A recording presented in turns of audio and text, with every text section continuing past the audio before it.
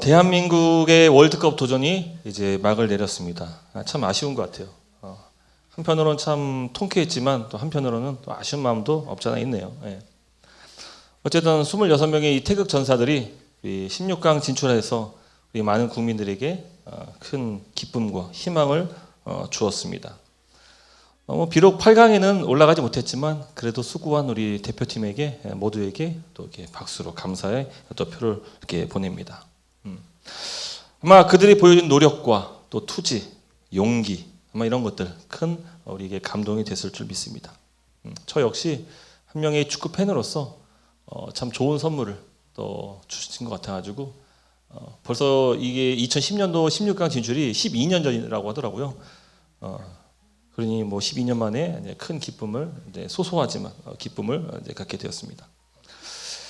아마 이 축구 대표님도 참 수고했지만 우리 선수들뿐만 아니라 이 코칭 스태프들 특별히 멀리 물 건너 와준 우리 벤투 감독님 참 감사한 것 같아요. 그동안에 참 수고가 많았다 이렇게 생각합니다.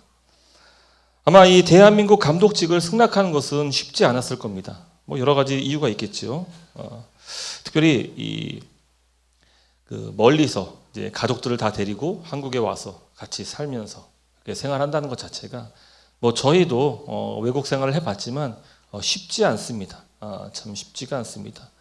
일상적으로 우리가 국민들 이렇게 대한민국에서 살아가는 것 그 이상으로 참 외국인들이 살아가는 환경은 그게 편하지가 않습니다. 특별히 이 작년 0대3으로 우리 일본전에 패배했을 때 그때 막 비난과 막 경질 뭐 여러 가지 많은 또 그런 비판들이 쏟아졌는데 아마 많은 어려움이 있었을 거라 생각합니다. 선수 기용, 전술 이런 것들, 또 여론의 어떤 계속해서 비판적인 시각으로 계속 기사를 썼던 것들 기억을 합니다. 그러나 이 벤투 감독은 자신이 뽑은 선수를 내치지 않았습니다. 또 자신이 선택했던 그 전술을 처음부터 끝까지 일관되게 계속 사용했습니다. 그리고 자신이 가장 잘할 수 있는 그 축구, 그에 대한 철학을 꺾지 않았습니다. 그래서 이 한간에 많은 사람들이 이 벤투는 너무 고집이 세다, 융통성이 없다, 변화를 두려워한다 이런 식의 질타도 이제 받았습니다. 하지만 이 4년이 지나고 이 16강이라는 이 결과를 딱 가져왔을 때 이제 많은 사람들이 이제 벤투를 이제 우리가 이제야 알아봐서 죄송합니다. 벤버지. 예, 그동안 우리가 몰라봤습니다. 벤버지. 벤버지는 이 벤투와 아버지를 이렇게 딱 벤버지. 예. 이 사람들이 원래 그래요. 잘한 것보다는 잘 못한 것을 더 많이 기억을 합니다. 또 칭찬은 인색하고요, 비난은 쉽게 합니다. 물론 만족스러운 결과를 보여준다면은 박수를 치야죠. 예, 그런 점에서 참 벤투 감독 외롭고 고독한 시간을 보냈으리라고 생각을 합니다. 과연 어떤 지도자가 과연 좋은 지도자일까? 몇 가지 한번 생각해 볼 때, 먼저는 좋은 지도자는 이제 공동체에게 어떤 분명한 비전과 꿈을 확실하게 제시할 수 있어야 하며, 또 목표와 비전을 이루기 위해서 책임감을 가지고 최선을 다할 것이며, 무엇보다 이 지도자는 탁월한 실력이 있어야 됩니다. 그리고 사람들을 올바른 방향으로 인도할 수 있어야 하는 것입니다. 하지만 우리가 잘 알듯이 세상에는 완벽한 지도자는 없어요. 완벽한 지도자는 없습니다. 왜냐하면은 모두를 만족시킨다는 것 자체가 그게 불가능한 일이기 때문이에요. 아무리 벤투를 칭찬한다 할지라도 그러나 또 소수는 또 일각에서는 또 비판의 어떤 시각으로 또 바라보는 분들 있을 겁니다. 여러분, 그런 점에서 좋은 지도자를 만난다는 것은요, 우리 인생에 있어서 가장 큰 축복 중에 한 가지일 것입니다. 그런 점에서 우리는 복받은 자들입니다. 왜냐하면은 바로 우리의 왕이시고 주가 되신 예수님께서 우리의 참된 지도자가 되어주시기 때문입니다. 할렐루야. 이 주님은요 항상 변함이 없으세요. 그뿐입니까? 능력이 많으시고 지혜가 뛰어나시고 그는 공의로우시고 사랑이 넘치시고 그런 분이시기 때문에 그분은 모든 사람들을 다 만족하게 할 수 있는 그런 분이신 거예요. 그런 주님께서 우리의 왕이시자 주가 되셨다는 것입니다. 할렐루야. 그래서 오늘 우리가 이제 사도신경의 내용 중에서 예수 그리스도께서 어떤 일을 행하셨는가 이 두 번째를 함께 말씀을 통해서 나눠보기를 원합니다. 과거에 찬양 사역이 물론 지금도 활발하지만 과거에 더 이제 찬양 사역들이 활발했을 때에 정말 많은 청년들이 이 찬양 리더로 헌신하겠다고 많은 분들이 결단을 했었습니다. 교회 안에서는 실력이 뛰어난 예비 찬양 리더들이 정말 많이 있었습니다. 하나같이 기타도 다 잘 치고요, 노래도 얼마나 잘하는지, 또 찬양 인도하면은 막 은혜롭고 너무 좋은 시간들, 그랬습니다. 근데 제가 한 찬양 인도자가 했던 집회에서 한 1000명 정도 규모의 그 집회에서 했던 그 간증인지 어떤 뭐 얘기인지 참 인상적이었는데, 그분이 이런 얘기를 하는 거예요. 수많은 찬양 인도자가 되겠다고 결단하고 헌신했던 그 수많은 사람들 앞에서 이런 얘기를 하는 거예요. 여러분, 저와 여러분의 위치는 지금 불과 5m 간격에 불과합니다. 여기서 여기까지 한 5m밖에 안 됐나 봐요. 우리는 뭐 1m 정도 되나요?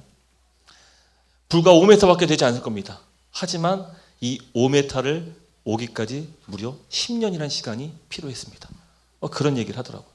와, 제게는 참 인상적이었습니다. 여러분, 지도자는요, 하루아침에 탄생되지 않습니다. 실력을 쌓는 기간이 필요하고요, 그 시간을 노력과 수고의 세월일 것이고, 또 시련과 연단을 겪기도 할 것입니다. 수없이 무수히 많이 깨지고 넘어지고 좌절 등을 경험할 것입니다. 적어도 회중들보다, 대중들보다는 덜 잤을 것이고, 덜 누리고, 오랜 시간 인내하고 희생의 결과로 그 지도자의 자리에 오를 수 있었을 것입니다. 여러분, 누구든지 한 분야에서 탁월한 실력을 겸비한 지도자가 되었다는 것은요, 결코 우연히 쉽게 그 자리에 오른 것이 아니라는 것입니다.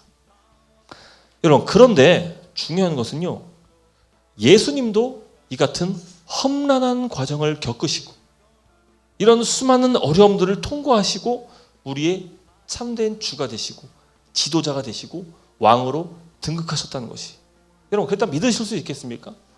아니, 예수님이, 하나님이 어찌 그분이 지도자가 되기 위해서, 주가 되기 위해서 고난을 겪으셨을까?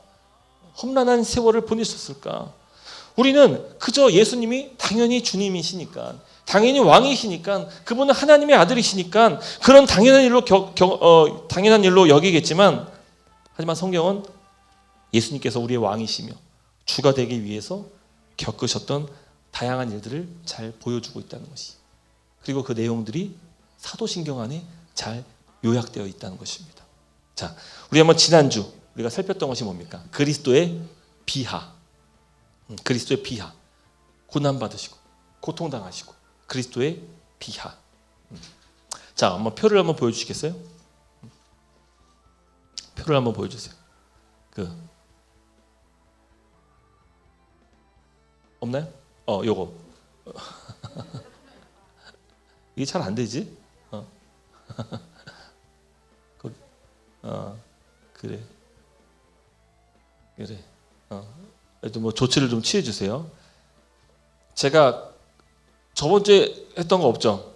제가 카톡을 올려드릴게요. 카톡을 봐주세요.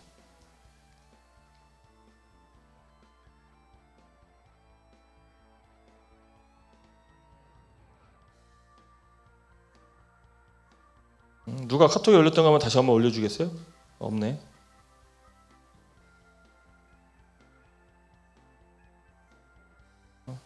다들 사진 찾았죠? 바로 몇 칸 위에 있네요.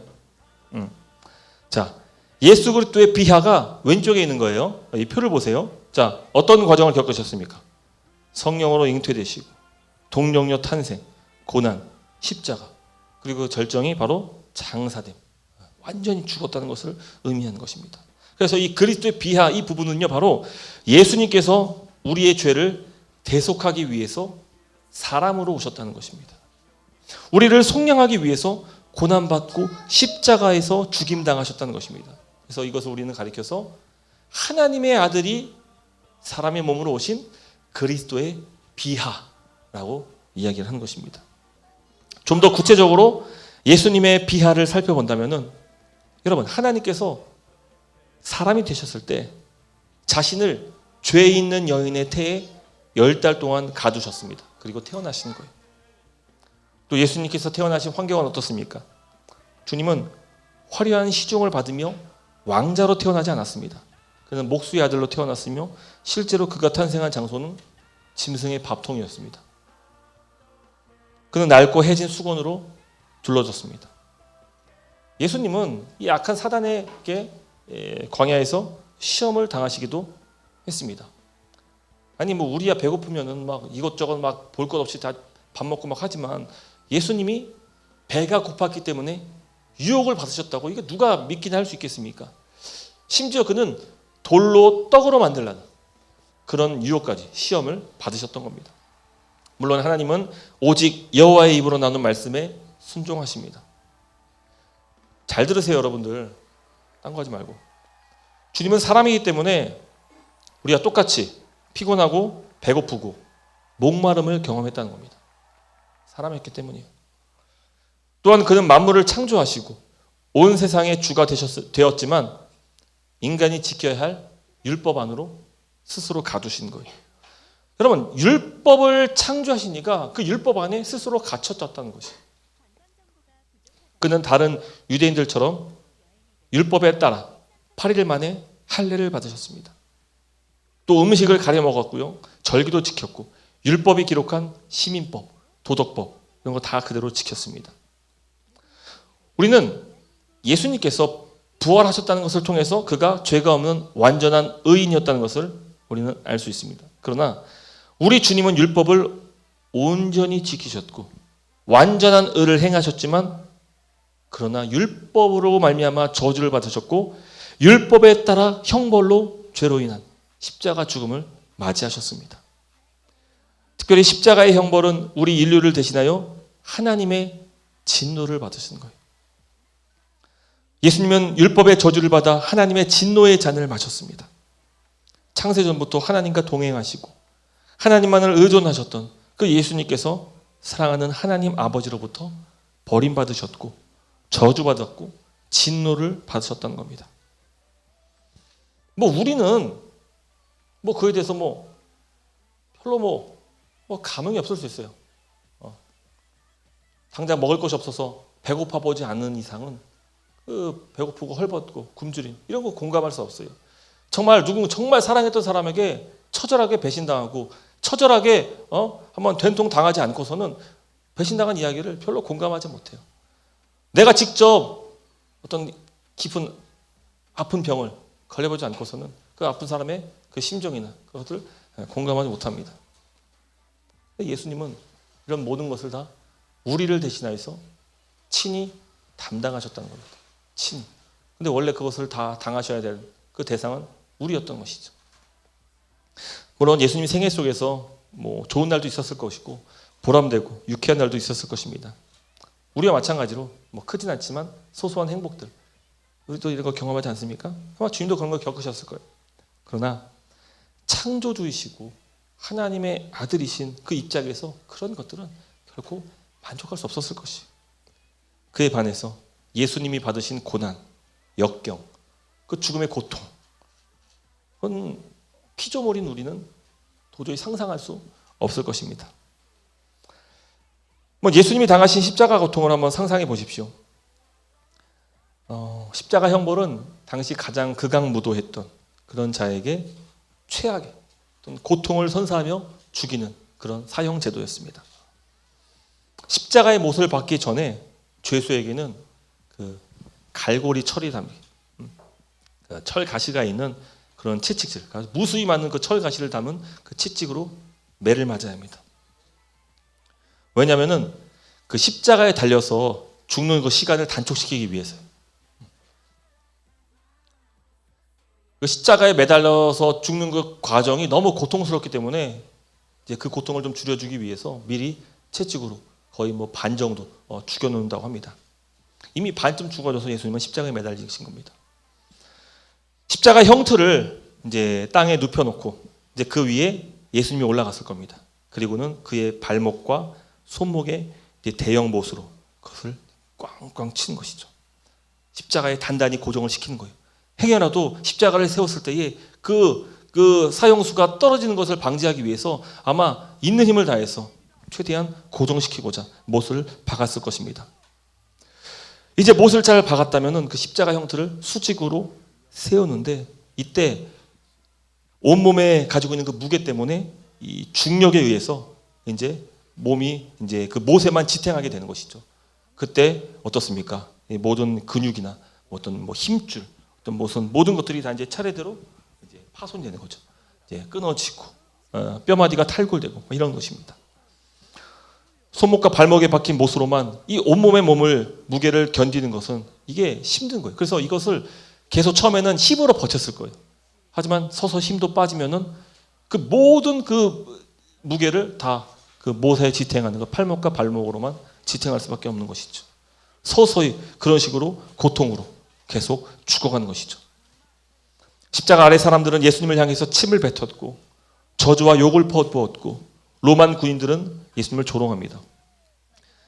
이 십자가 형벌은요, 가장 수치스러운 죽음이기 때문에 그냥 십자가에 매달지 않습니다. 그래서 모든 옷을 다 어떻습니까? 다 하나도 걸치지 않은 채 십자가의 못을 박아주시는 거예요. 그러니까 나체로 그 십자가에서 그 하나님의 아들께서 그 십자가에 매달려서 저주받아 죽임 당하게 되는 것입니다. 그렇게 예수님께서 오전 9시부터 오후 3시까지 총 6시간 십자가에 매달리셨고 그리고 죽음을 맞이하셨습니다. 예수님의 십자가 죽음은 아마 사람이 겪을 수 있는 가장 최악의 고통일 것입니다. 또한 우리가 십자가 죽음에서 주목해야 될 것이 있다면 예수님의 죽음은 단지 사람의 입장에서 받는 그 고통뿐만 아니라 그는 하나님께로부터 버림받고 하나님의 진노를 받아야 했다는 것이, 그는 하나님께 완전히 버림받게 됩니다. 이 신명기 21장 23절은 나무에 달린 자는 하나님께 저주를 받았음이니라 이렇게 기록하고 있어요. 그러니까 이게 율법이거든요. 그러니까 예수님께서 십자가 나무에 달렸잖아요. 그 말은 즉 예수님께서 하나님의 저주를 받았다는 것을 보여주고 있는 것이.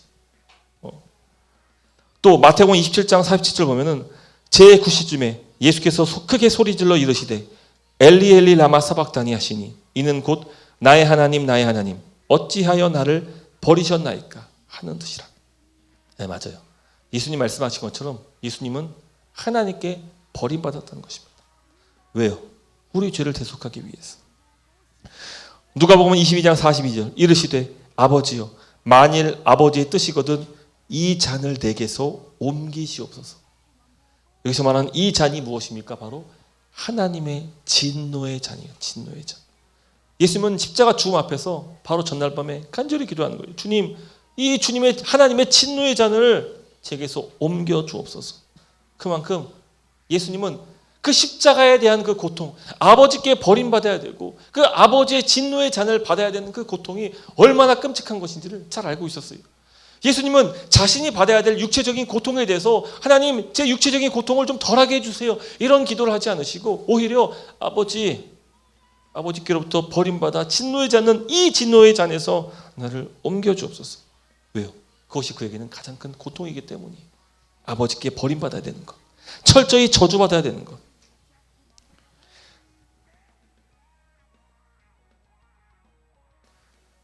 결론적으로 예수님의 죽음은 인간이 경험할 수 있는 가장 극심한 고통이었으며 하나님의 아들로서 경험할 최악의 저주며 진노였다는 것입니다. 그렇게 우리 주님은 십자가에서 죽임당하셨고 우리 죄를 속량하셨습니다. 요한복음 19장 30절 말씀, 예수께서 신포도주를 받으신 후에 이르시되 다 이루었다 하시고 머리를 숙이니 영원히 떠나가시니라. 예수님이 마지막에 십자가 죽음 앞에서 하셨던 말씀, 다 이루었도다. 그가 우리가 받아야 될 그 모든 고통과 진노와 버림받음, 이것을 다 주님이 스스로 감당하심으로 이제 다 이루었다 이렇게 말씀하시고 편안히 눈을 감으시고 그리고 영원히 떠나셨다는 것입니다. 여러분, 속량 기억하십니까? 속량. 노예를 값을 지불하고 샀다는 것이죠. 예수님께서 자기의 생명값을 지불하시고 모든 죄인들을 사신 거예요. 다 사셨어요. 그래서 자기 몸값으로 우리를 구원하셨다는 것이에요. 그러므로 이제 우리는 누구의 것입니까? 이제 우리의 누구의 것이 되었습니까? 바로 주님의 것이 되었다는 거예요. 여러분, 예수님께서 우리의 주님이 되십니다. 우리는 이렇게 가볍게 고백할 수 있지만요, 그러나 우리 주님께서 우리의 주가 되시기 위해서 겪으셨던 이 과정들은요, 결코 쉽지 않았다는 것이, 어떤 이 땅의 지도자도 경험하지 못했던 그런 극심한 그런 고통을 주님께서 경험하시고, 그리고 자기의 목숨값을 내어주시고 하나님의 모든 진노를 다 받으시고, 그리고 우리의 주가 되어주셨다는 것입니다. 그러므로 예수님은 이제 하나님의 아들로서 이제 주가 되셔서 모든 온 세상을 다스리시는 왕이 되셨습니다. 이제 저와 여러분, 죄의 종에서 그리스도의 종으로 회복되었고, 이제 우리는 완전한 하나님의 백성이 되었다는 것입니다. 할렐루야. 저는 그래서 예수님이란 표현보다 저는 즐겨 사용하는 것이 이제 주님이란 표현을 더 많이 써요. 예수님보다 주님. 뭔가 그렇잖아요. 어떤 내가 존중하고 존경하는 분의 이름을 부르지 못하고 뭐 그럴 때 있잖아요. 그래서 뭐 제 기억에 남는 우리 학교 교수님 중에 뭐 우리 아내도 알지, 뭐 임용석 교수님 계세요. 자, 용섭님, 임용섭님, 이거보다도 이름을 차마 부르기보다는 뭐 교수님, 뭐 거기다 좀 더 호칭, 존경하는 교수님, 뭐 이렇게 호칭을 이제 붙은. 우리 그래요. 예수님, 효리님, 윤정님, 뭐 그건 누구나 이렇게 사용할 수 있으니까, 특히 뭐 온라인 채팅에서 막 그렇게 막 님님 하는데, 저는 그런 표현보다 예수님, 물론 해도 되지만 주님, 이게 하나님과 특히 예수님과 우리 사이의 관계를 결정해주는 그런 단어이기 때문에 모든 사람들이 다 예수님을 부를 수 있지만, 그러나 그 예수님을 주님이라고 부르는 사람 극히 소수인 거예요. 그리고 그런 자들만이 그리스도인인 것이죠. 주님. 저는 그 한마디에 말할 수 없는 감사가 담겨 있고, 그리고 찬송과 영광을 주님께 올려드리는 것이, 과연 내가 주님이 비하가 되면서까지 구원받을 만한 그런 존재인가? 아무리 봐도 아니에요.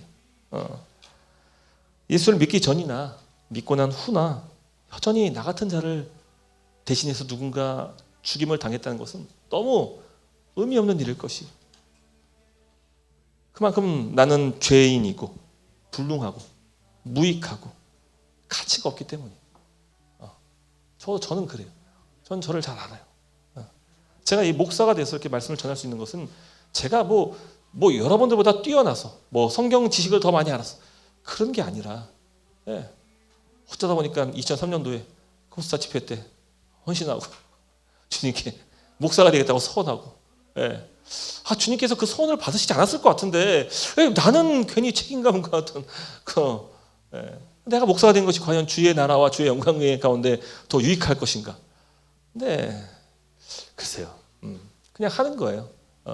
이제 너무 늦어가지고 다른 일을 하기에도 늦었어요. 그냥 주님께서 저를 불러주신 거에 감사하면서 그냥 주님께 받은 소명 잘 감당하여서 이러고 있는 거죠. 앞으로 그러나 열심을 다해서 최선으로 주님께서 맡기신 그 사명을 감당하고자 하는 그런 마음이 있어요. 그런 열심은 있는 것입니다. 그럼에도 불구하고 나는 여전히 볼품없고 갇혀있는 그런 천한 자. 제가 처음 목사가 되려고 했을 때에 정말 그때 주님께 헌신했을 때, 그때는 진짜 막 겁이 없었어요. 주를 위해서라면 아골골짝 빈들을. 그래서 제가 그 코사 집회 때 선교사가 되겠다, 목사가 되겠다 소원하면서 그 선교사님이 어떤 되게 좀 이렇게 낙후한 그런 환경에 그 국가에 그 선교사로 가겠습니까 하는 그 소원 기도 가운데 제가 손을 들고 제가 가겠습니다 이렇게 했어요. 근데 생각이 안 나요. 그 나라가 어딘지 생각이 안 나요. 분명히 중국은 아니에요. 왜 제가 중국에 있었기 때문에 중국은 아니었어요. 말레이시아 같기도 한데 뭐 말레이시아는 아닌 것 같고, 제가 어쨌든 지금 기억은 안 나지만 정말 그 남들 가기 싫어하는 그런 곳에 가겠다고 제가 자신 있게, 그때 마음은 정말 진심이었어요. 근데 까먹었어요.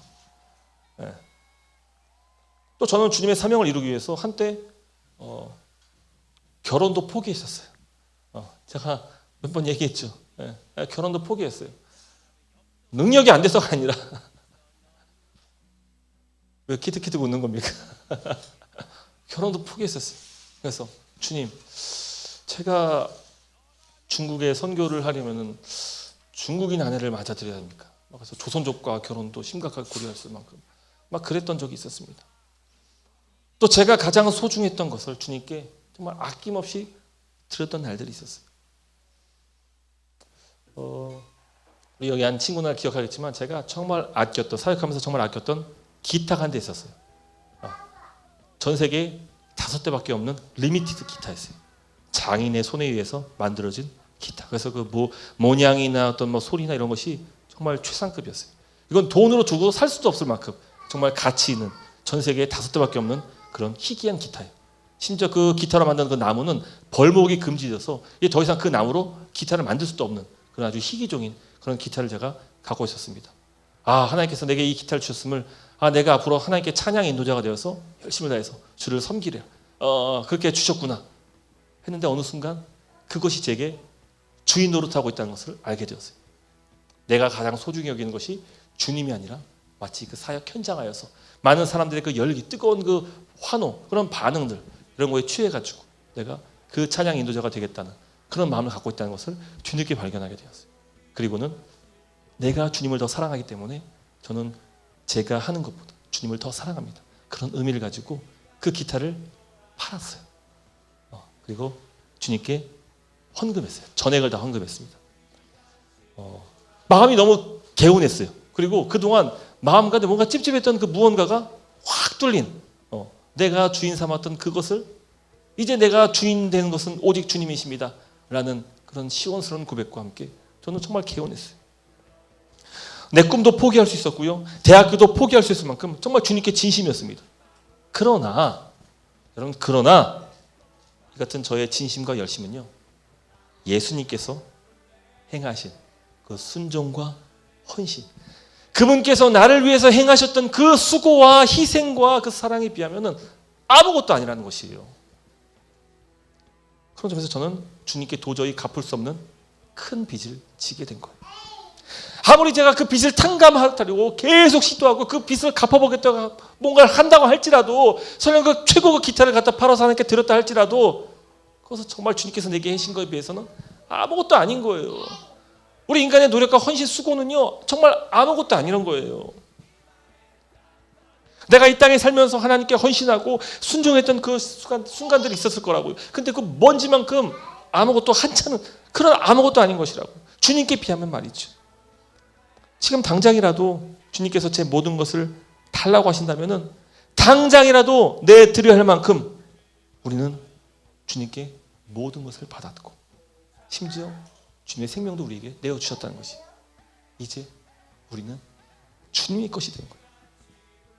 이 같은 마음을 담아서 예수님을 향해서 우리는 주님이라 이렇게 부를 수 있는 것이, 월드컵의 용사들, 이 태극 전사들도 자신의 나라를 위해서 4년 동안 땀을 흘리면서 최선을 다해 노력하고 이 16강이라는 결과를 얻기 위해서 4년이라는 시간 동안, 아니 그 어린 학창시절부터 그 월드컵을 위해서 그 선수들은 꾸준히 땀을 흘리고 뛰고 또 뛰고 또 뛰고 자신을 희생하며 자신을 계속해서 연단하면서 훈련하면서 그 자리에 올랐는데, 우리는 영광스러운 하나님 나라의 백성이 되었고 영원한 생명을 얻었기에, 여러분 태극 전사만큼은 우리가 할 수 있어야 되는 거 아니겠습니까? 왜요?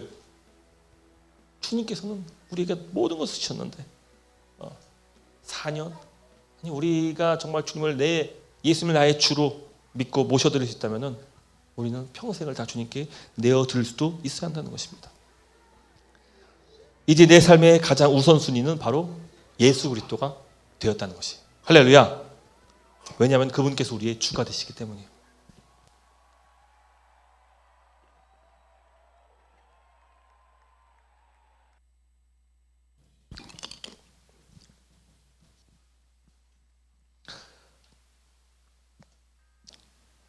이미 우리는 주님께 모든 것을 다 받았어요. 그분의 사랑과 헌신, 희생과 죽음, 차마 갚을 수 없는 모든 것이 다 큰 빚입니다. 이미 도저히 갚을 길이 없는 큰 빚을 졌습니다. 그런데 만일 우리가 여전히 그런 주님께 무언가를 요구한다면 너무 염치 없는 건 아니겠습니까? 내 뜻대로 일이 잘 안 풀린다고 주님께 투정하고 원망한다면 너무 철부지 어린애 같지 않겠습니까? 더 나아가서 주님의 죽음을 통해서 얻은 이 소중한 생명을 다시 자기 욕심을 따라서 정욕대로 살아간다면 여러분 너무 무능하고 너무 뻔뻔한 거 아니겠습니까? 그런 점에서 복음에 합당한 삶은 과거 자기 중심으로 살며 자기 정욕과 자신의 만족과 유익, 자신의 안위를 위해 살아갔던 자들이 다시금 하나님께로 돌아와 우리의 주가 되신 예수 그리스도를 중심으로 살아가며 주님께 영광을 위해 예배하며 주님의 뜻을 이루며 주님의 나라 백성으로 주를 위해 살아가는 것일 겁니다. 그래서 이 사도신경은 이것을 잘 담아둔 거예요. 예수님께서 행하신 일을 잘 구분하였습니다.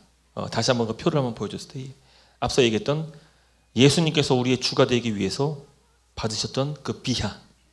자, 그렇다면 이 오른편은 바로 예수 그리스도의 승귀입니다. 승귀는 회복되었고 다시금 복귀했다. 그런 뜻이겠죠. 하나님의 아들이 모든 인류를 대속하기 위해서 사람의 몸으로 자신을 낮췄다면 예수님께서 다시 하나님의 아들의 신분으로 복귀하시고 승귀하신 것입니다. 예수님의 부활, 그가 완전한 의로운 자였다는 것을, 예수님의 승천, 그가 하나님이었다는 것을, 보좌 우편에 앉으심, 그가 왕이라는 것을, 그가 재림하실 때 그가 심판주로서 이 땅 가운데 오실 우리의 주가 되신다는 것. 그런 점에서 우리는 담대하게 예수님을 우리의 주님이십니다라고 고백할 수 있다는 것입니다. 자, 이 한 가지 좀 짚고 넘어갈 것이 이 주라는 표현이 이 구약 성경 내에서는 이제 하나님을 호칭하는 그런 칭호였습니다. 주. 히브리어는 아도나이 이런 표현 씁니다. 차마 하나님을 이름을 부르지 못해서 그냥 주님, 아도나이 이렇게 불렀는데요. 근데 그 칭호가요. 자, 여러분 여호와의 증인이라는 이단이 있습니다. 이제 그들이 교회 개신교를 향해서 너희가 이단이다. 아니 이단이라고 하니까 사단인가요? 이단이 이단이라고 하니까 더 기분 나쁜 거죠. 예. 그래서 개신교를 향해서 너희가 이단이다. 근데 그 이유가 뭐냐면은 너희는 왜 예수님을 주라고 부르냐? 오직 주는 하나님 한 분뿐이다. 성경 봐라. 그래서 요엘서 2장 32절 말씀을 근거로 봐라. 누구든지 여호와의 이름을 부르는 자를 구원하신다. 여호와의 이름을 부르는 자를 구원하신다. 즉 오직 여호와의 이름만이, 오직 하나님만이 우리의 구원자가 되신다. 그런데 너희는 예수 이름으로 구원받는다고? 그래서 너희가 이단이야, 짝퉁이야. 네. 짝퉁이니까 더 기분 나쁜 거죠. 하지만 그들이야말로 정말 무식하고 짝퉁 티를 내는 거죠. 왜냐하면요, 여호와 대신 이 요엘 말씀서를요, 이 말씀을요, 신약 성경 기자들이 인용을 합니다. 사도행전 2장 21절 보면은 누구든지 주의 이름을 부르는 자는 구원을 받으리라.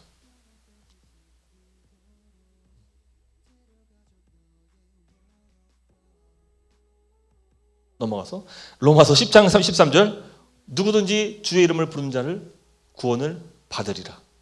아까 오타한 것 같아요. 잘못 나온 것 같아요. 두 달 똑같은 말씀이요. 누구든지 주의 이름을 부르는 자는 구원을 받으리라. 여기서 주가 누구일까요? 바로 예수님이에요. 예수님이에요. 만일 여호와의 증인의 말대로 오직 여호와의 이름으로만 구원 얻는다면은 신약 성경도 주라는 단어 대신에 여호와라는 이름을 써야 될 거예요. 근데 이 성경 기자는 의도적으로 여호와라는 이름 대신에 주라는 호칭을 쓴 거예요.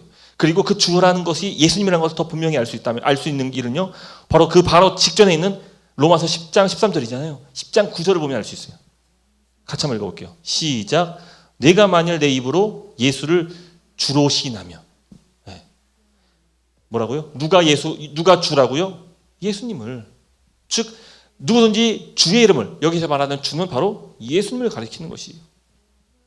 즉 신약은요, 아주 의도적으로 구약 말씀, 그 여호와의 자리에 예수님을 주라고 딱 놓으면서 오직 주의 이름으로 구원받는다라고 기록을 하고 있는 것입니다. 그뿐만 아니라 성경은 곳곳에서 예수님을 주님으로 부르고 있습니다. 대표적으로 요한복음 20장 28절, 바로 부활하신 예수님을 바라봤던 그 도마가 어떻게 합니까? 도마가 대답하여 이르되 나의 주님이시요 나의 하나님이시다. 예수님을 하나님으로 본 거예요. 예. 그렇습니다. 예수님은 바로 삼위일체의 제 이격을 갖고 계신 하나님이세요. 바로 성자 하나님이시죠. 이 사도신경은 완전한 사람으로 오신 예수 그리스도의 비하와 맞물려서 완전한 사람에서 완전한 하나님으로 승귀하시는 것을 고백하고 있는 것이 바로 예수님의 부활과 승천과 보좌 우편에 앉으심과 장차 심판주로 오실 그 예수님을 향해서 그가 완전한 하나님이 되셨고 하나님이 되셨다는 것을 우리에게 신앙 고백으로 기록하고 있는 것이죠. 그분은 완전한 사람이셨고 그분은 완전한 하나님이신 거예요. 그리고 그 예수님 바로 우리의 주님이 되신 겁니다. 주님. 말씀을 맺도록 하겠습니다. 참된 믿음이란 예수님을 우리의 주와 그리스도로 고백하며 믿는 것입니다. 지난주에 얘기했던 것처럼 그리스도는 히브리어로 메시아예요. 구원자라는 뜻이죠. 예수님은 우리를 구원하기 위해서 사람을 오셨고 고난받으셨고 죽임당하셨습니다. 그뿐입니까? 예수님은 그 결과 우리의 주가 되셨다는 것이. 여러분 그래서 저는요 교회 내에서 막 여러 가지 믿음을 이야기하는데 다 제쳐두고 우리가 정말 한 가지 핵심적인 것을 붙들어야 될 그 믿음이 있다면 바로 이 고백이 예수님이 우리의 주와 그리스도가 되십니다. 이게 우리에게 정말 진실된 믿음의 고백이에요. 가장 순수한 믿음은 바로 이거예요. 그래서 이것을 복음의 핵심이다 부를 수 있는 거예요. 이게 복음의 핵심인 거예요.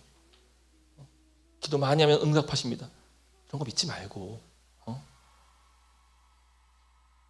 예수님께서 능치 못할 것이 없다. 그래서 한강 막 뛰어댕길 생각하지 말고 그 감기 걸렸는데 주님이 고치신다고 기도하면 고친다고 믿는다고 그래서 괜히 병 키워가지고 더 고통받지 말고 그런 거 자꾸 믿음 얘기하지 말고 정말 순수하게 이 복음의 핵심 가운데 예수님이 나의 주와 그리스도가 되십니다. 이것이 바로 우리 붙들어야 될 믿음의 핵심, 복음의 핵심이라는 것입니다. 오직 이 믿음만이 우리를 죄와 죽음에서 구원케 하시는 것입니다.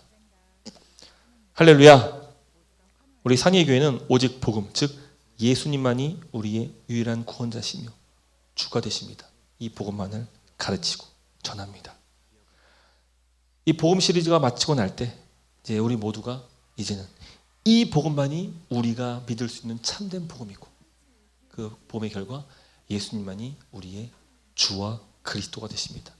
이를 진정으로 믿고 고백할 수 있는 그런 저 여러분 되시기를 주님의 이름으로 축복합니다.